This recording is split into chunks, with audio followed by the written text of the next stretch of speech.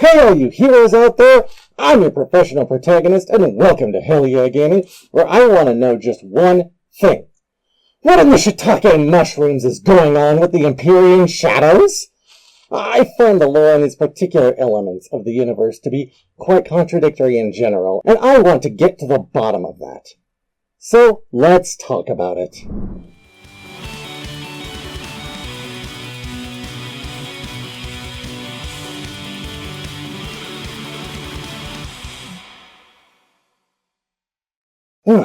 Okay. Whew. No, I'm not wearing my Anubis mask the whole time. Sorry. It's not happening. That is just not going to be all that great for me. So, just what the heck is an Empyrean Shadow anyway? Also known as a shadow-bound beast, they are lupine humanoids bestowed upon the Empyreans to act as bodyguards and confidants by the Two Fingers. However, if that Empyrean acts in a manner contradictory to the destiny chosen for them by said fingers, their shadow will go all Manchurian agent on them.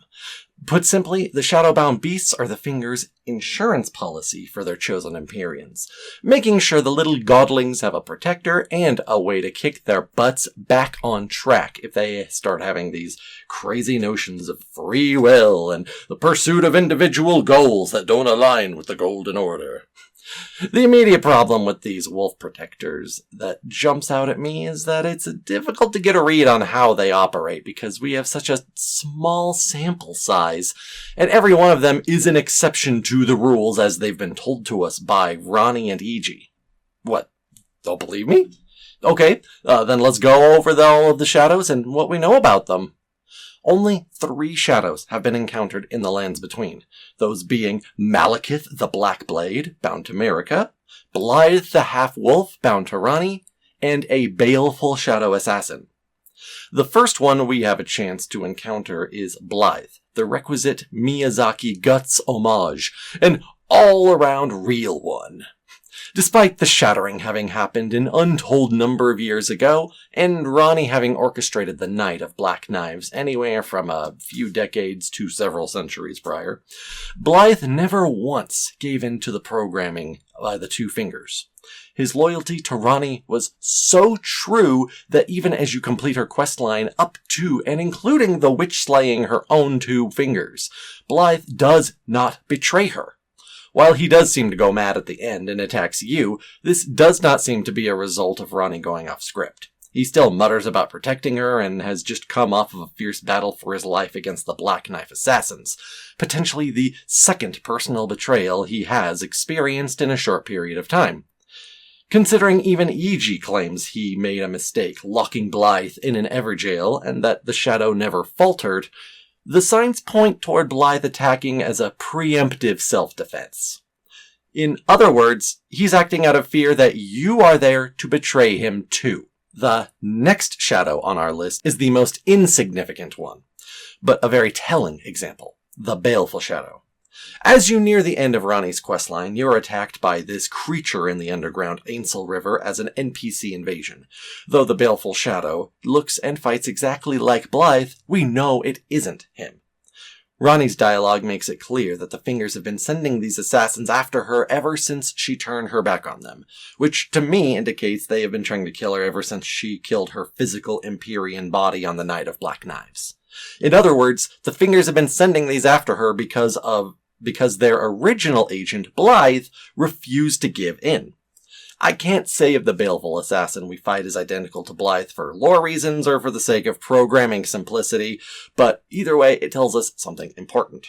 It tells us that the Two Fingers, or at least Ronnie's Two Fingers, can create shadow beasts with relative ease, or otherwise have a stockpile to pull from at any time. These shadows are not bound to an Empyrean and act entirely on the wishes of the Fingers. The last of the shadows we encounter is a legendary figure who needs no introduction. Maliketh, the Black Blaidd, the scourge of the demigods, slayer of the gloam-eyed queen, vessel of destined death, and arguably the single greatest warrior ever known to the lands between. So how exactly is he an exception to the rules, you may be wondering? Well, frankly, it's because all the circumstances around him are a bit wonky. By his own admission, he was betrayed by Marika. Not only that, but Marika shattered the Elden Ring and is actively guiding you, a graceless tarnished, to slay her children, slay her other self, and slay the Elden Beast. Her grace even directs you toward Ranni, who has long since given up her great rune and is actively working against the order that the Fingers want you to repair. Yet Maliketh does not become a curse on Marika. This could be because she's already a god and the vessel of the Elden Ring, so she's too important to take out at this point. Maybe his corruption by destined death and addiction to eating deathroot, which has clearly impacted his mental faculties, is interfering with the programming to turn on Marika. It could be that since she's trapped in the Erdtree, crucified by the Elden Beast, there's no need for him to turn on her. Yet, the two Fingers were completely unaware that the Erdtree had been sealed, which means they had no idea just what the gobbly-wink was going on in there. Regardless, it's impossible to know why Maliketh never acted against Marika because the nature of their situation was far from standard. So that's what makes it difficult to get a good understanding of the Shadowbound beasts. The foundations of what we are told is never actually represented to us. In the wise words of Count Emir, no matter our efforts, if the roots are rotten, then we have little recourse. And it's not just the roots that are rotten with this particular tree. Blaidd creates a whole new inconsistency that reframes how we think about the demigods. Take this statement from E.G. Blaidd is Lady Ranni's stepbrother. Ranni's mother, Queen Rennala, approved of him, and they played like siblings from childhood. From this we gather a few important details. A shadow is like family to the Empyrean, which is further backed up by Maliketh's armor, which refers to him as Marika's half-brother. We also learn that Ranni was still a child when Blaidd was given to her. And since Rennala approved of their relationship, this had to have happened before Radagon left her to become Elden Lord. Do you see the problem with this? I'll give you a moment to think it over, don't worry. While you're thinking it over, let's take a time to shout out the commenter of the day, Max Gantani5980, who smashed those like and subscribe buttons with his impressive muscles. If you want to get your own commenter of the day shout out, all you need to do is subscribe to the channel, leave a comment on the videos or community posts. Alright, thinking time is now up. Got it? Whether you did or didn't, it's my job to explain. We all know that Radagon is Marika. They share a physical body, so it makes sense that his children with Rennala would be also demigods. As a community, I feel we've taken this information for granted and forgotten that it's a really big deal in universe. We all know, but almost nobody in-game does. This is the very damning secret that breaks Goldmask's faith in the gods, that Marika and Radagon kept covered up. While we know Rennala's children were born demigods, to the rest of the world they were elevated to demigods when they became Marika's stepchildren. Ranni received Blaidd when she was a child, and Rennala approved, which means that she was recognized as a demigod Empyrean long before Radagon left Rennala for Marika. And it's not like Empyrean Shadows were some well-kept secret nobody knew about either.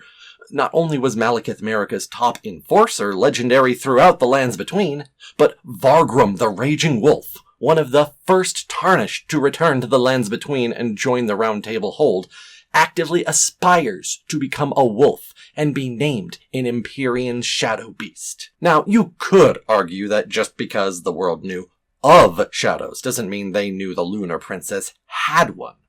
Blaidd could have been a well-kept secret known only to Queen Rennala's personal court. And you know what? I certainly buy that. The only alternative is that one day this wolf boy appeared out of nowhere without explanation and Rennala just sort of ignores it. So, yes, I think that Rennala and her closest confidants, such as E.G., were fully aware that Ranni was an Empyrean, and by extension, Radagon was not what he seemed. Can you imagine how awkward that discussion could have been?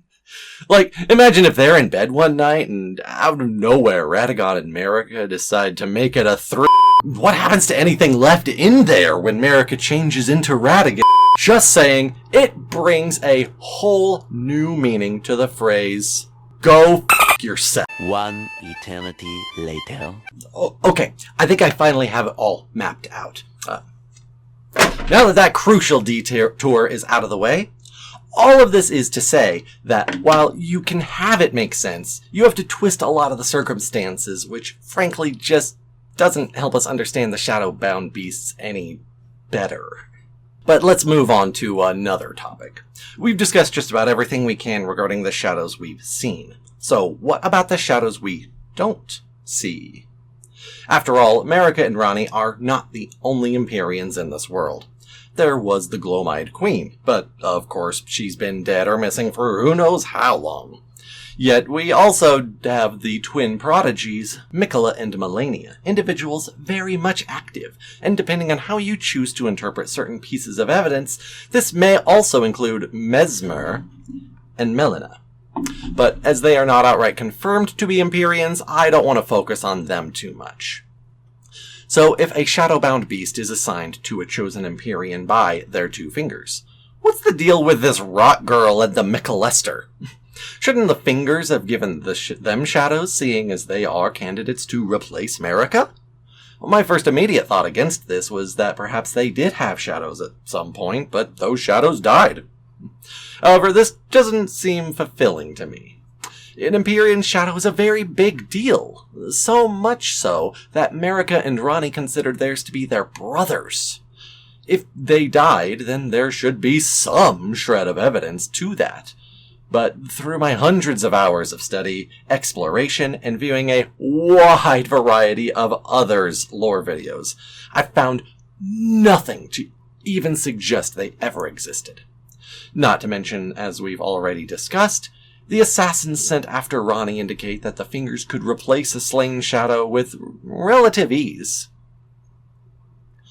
The next thought on the matter is that perhaps Malenia and Miquella's respective curses, being the envoy of the Rot God and Eternal Childhood, in some way makes them ineligible as replacement gods and thus in no need of a shadow. But this gets into the unclear definition of Empyreans themselves, such as if they are chosen, if they are born of a single god, or some combination of the two. Plus, as we've seen, the fingers who believe they're acting out of the orders from the greater will don't actually care what form order takes, so long as there is order. An age of rot or an age of nascence would be perfectly acceptable outcomes, so I doubt those conditions play into it at all. Which leads me into the revelations brought about by the Shadow of the Erdtree DLC, in which we learn that Miquella never had any intentions of building an era from the foundations of his mother. He had no intent to make use of the Elden Ring whatsoever, but instead would create an age of compassion, with a crown of pure light as the foundation.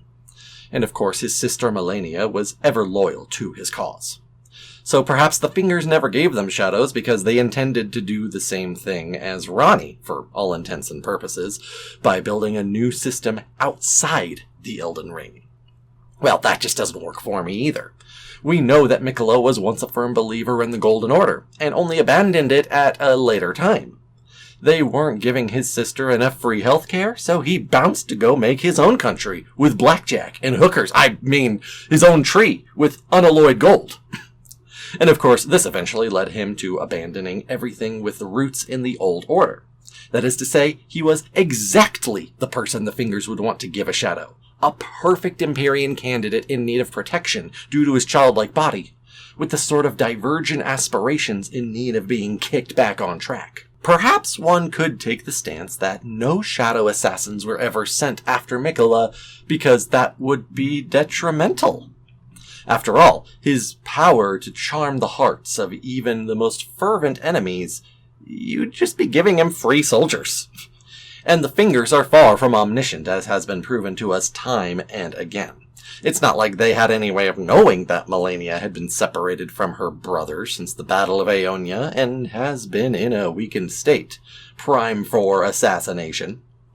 But I have an alternative theory. More of a hypothesis. A viewpoint, really. Exhibit A. The various divine towers dotting the lands between. It is through these towers that the Tarnished unlocks the powers of the great runes from the various demigods we slay. Notice that on each one, this power is unlocked from the corpse of a Two Fingers. One of these towers holds both the power to Morgoth and Mohg's great runes. So this tells us that each individual demigod does not get their own Two Fingers, but that each birth of a demigod gets a Two Fingers. With the omens being twins, one with one set of fingers between them, it stands to reason that Miquella and Malenia also share a Two Fingers, which we can determine to be the one atop the isolated divine tower, as this is the one which unlocks the power of Malenia's great rune. Exhibit B. The divine tower of Liurnia is unique among the towers in that it does not unlock the power of a great rune, nor does it have a deceased Two Fingers at its summit. Instead, this is where Ranni used one half of the Rune of Death to kill her physical body, and as such we find exactly that. The charred corpse of a red-haired woman. Throughout Ranni's questline, we learn how she killed her own Empyrean flesh in an attempt to be severed from her Two Fingers, and the destiny they planned for her. But that wasn't enough. She would need to kill her Two Fingers directly in order to finally break that connection. Fast forward all the way to the very end of her quest, and we find Ranni in a hole with the corpse of a recently slain Two Fingers. Folks, I know I'm about to say the obvious here, but this means that up until this point, her own Two Fingers were still alive. They are, in fact, the only Two Fingers we know of to be alive apart from the one in Round Table Hold, and those fingers don't appear to be bound to anybody, except maybe perhaps Marika. I think that perhaps the reason we never see nor hear anything about a shadowbound beast serving nor attacking Miquella or Malenia is simply because the Two Fingers assigned to watch over them have been dead. I know it's not the most solid conclusion, but there isn't any real substantive evidence. But then again, that's the entire problem with the Empyrean Shadows, isn't it? There's so little about them to give us from 100% reliable sources, and what we do know is so often contradicted that it's impossible to really figure them out. And that's a damn shame! Maliketh and blaidd are some of the coolest characters in this world. Maybe if we ever get another expansion or a sequel, we can finally learn something solid about them.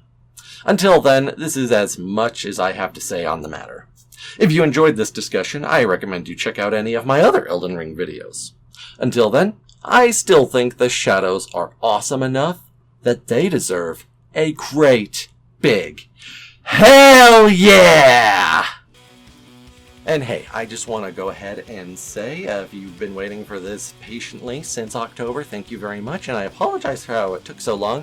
There's been a large number of reasons for why it's been a while since I've had a main video uploaded, but I don't want to bore you with all of those details. There's things like a tripod breaking, and a lot of getting sick here and there.